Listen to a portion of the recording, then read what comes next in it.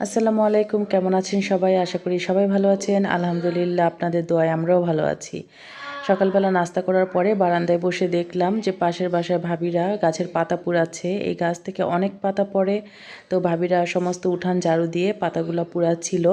আর ওইদিকে আমি চুলায় মুরগির মাংস বসিয়ে দিয়ে এসেছি। নুসেবার বাবা বলতেছে আজকে মুরগি দিয়ে বিরিয়ানি খাবে। তো এখানে আমি মাংস কষাতে দিয়ে গিয়েছিলাম। বিরিয়ানি যেভাবে রান্না করি সেভাবেই রান্না বসিয়েছি। এই রেসিপিটা আমার ইউটিউব চ্যানেলে দেওয়া আছে, তাই আলাদা করে আর দিলাম না। তো এখানে মুরগি, আলু সমস্ত কিছু আমি সুন্দর করে কষিয়ে নিয়েছি। ভালোভাবে কষিয়ে নেওয়ার পর যখন পানিটা টেনে গিয়ে একদম তেল উপরে উঠে এসেছে, ঠিক তখনই আমি এখানে যে চাল ধুয়ে রেখেছিলাম আধা ঘন্টা আগে, সেই চালটা দিয়ে দিব। অনেকেই আগে মাংস রান্না করে তারপর আলাদা পোলাও রান্না করে একসাথে মিক্সড করে, কিন্তু আমার কাছে কেন যেন এভাবেই ভালো লাগে। আসলে এক একজনের রান্না এক এক রকম। আমার কাছে এভাবেই ভালো লাগে। এভাবে আমার কাছে মনে হয় মশলাটা একদম গায়ে গায়ে মিলে যায়।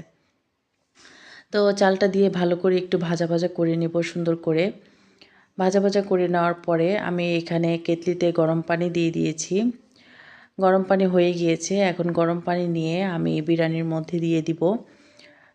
তো প্রথমে অল্প অল্প করে দিচ্ছি যাতে বেশি না হয়ে যায়। আমি বিরিয়ানি পানিটা দিতে গেলে একটু ভয় পাই, কারণ বেশি হয়ে গেলে ঝামেলা, কম হলে ঝরঝরা হয়। আর ঝরঝরা বিরিয়ানিটাই আমার কাছে খুবই ভালো লাগে। তো নাড়াচাড়া করে দেখলাম যে এখানে আরেকটু পানি লাগবে, তো আমি আরও দুবার পানি দিলাম অল্প অল্প করে। নুসেবার বাবা মুরগি মাংস দিয়ে বিরিয়ানিটা খুব পছন্দ করে, গরু দিয়েও করে, যেহেতু এখন আমরা গরুটা কম খাচ্ছি তাই মুরগি দিয়ে বিরিয়ানিটা করি। আমি প্রতি শুক্রবার বিরিয়ানি, পোলাও এগুলো করার চেষ্টা করি। প্রতি সপ্তাহে শুক্রবারই আমি করি এটা। আর এদিকে আবার বারান্দায় এসে বসলাম, দেখলাম সে পাতা পোড়াচ্ছে আর সেই ধোঁয়া একদম চারিদিক ভরে যাচ্ছে। আগে গ্রামে এভাবে দেখতাম যে উঠোন ঝাড়ু দিয়ে পাতা পুড়াতো, এটাও একদম গ্রাম, আমরা যেখানে থাকি এটাও গ্রাম। তাই এখানেও এরা দেখি সকালবেলা ঘুম থেকে উঠেই একদম উঠান ঝাড়ু দিয়ে পাতাগুলো পুড়িয়ে ফেলে। এত পাতা প্রতিদিন পরে, এগুলো না পুড়িয়েই কী করবে। আর ওদিকে নুসাইবা আমাকে টানতে টানতে নিয়ে আসলো, বললো চলো একটু বাইরে যাই। এসে এখানে একটা সিএনজি রাখা ছিল, এটার উপরে উঠে বসলো।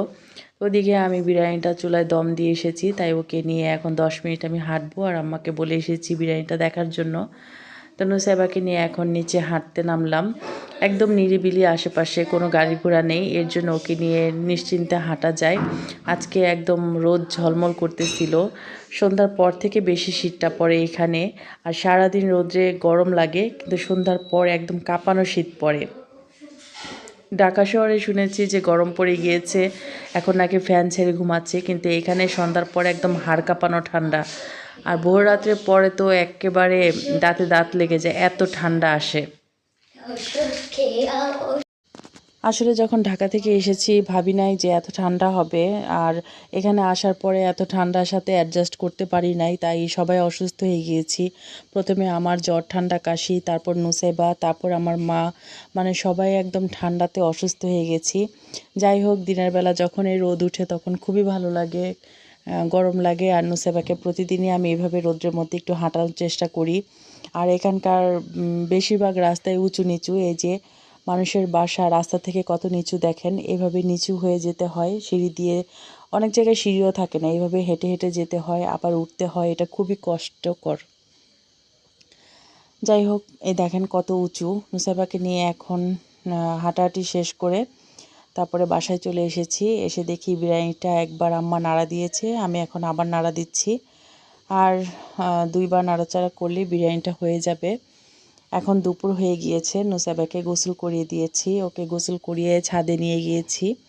ছাদে নিয়ে গিয়ে রোদ্রে চুল শুকিয়ে তারপর আবার বাসায় এসেছি।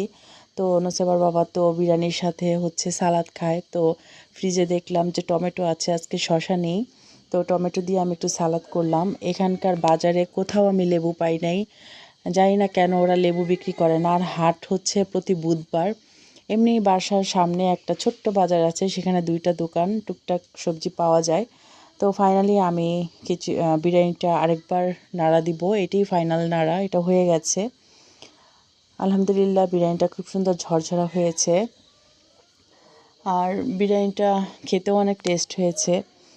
তো নুসেবাও বিরিয়ানিটা খুব পছন্দ করে। আসলে শুক্রবার আসলে আমি হয় পোলাও নয়তো বিরিয়ানি করি। নুসেবার বাবা পোলাওটা বেশি পছন্দ করে।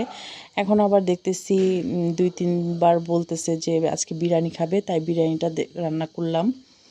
রাঙামাটি আসার পরে এটাই হচ্ছে আমার প্রথম বিরিয়ানি রান্না করা, প্রথম শুক্রবার। ঢাকাকে খুব মিস করছি। আসলে ঢাকার ফ্যাসিলিটি এখানে অনেক রাত দিন তফাৎ। যাই হোক, ঢাকার সাথে তো আর এখানে মিলিয়েও লাভ নেই। মন খারাপ হবে শুধু যেহেতু নুসেবার বাবা এখানে আছে, ওর জন্য এখানে আমাকে থাকতে হচ্ছে, মানিয়ে নিতে হচ্ছে। তো নুসেবার বাবা নামাজ পড়ে চলে এসেছে, ওকেও খেতে দিলাম, সাথে আমিও বসলাম। একসাথে আসলে স্বামী স্ত্রী একসাথে খাওয়া খুব সুন্নত।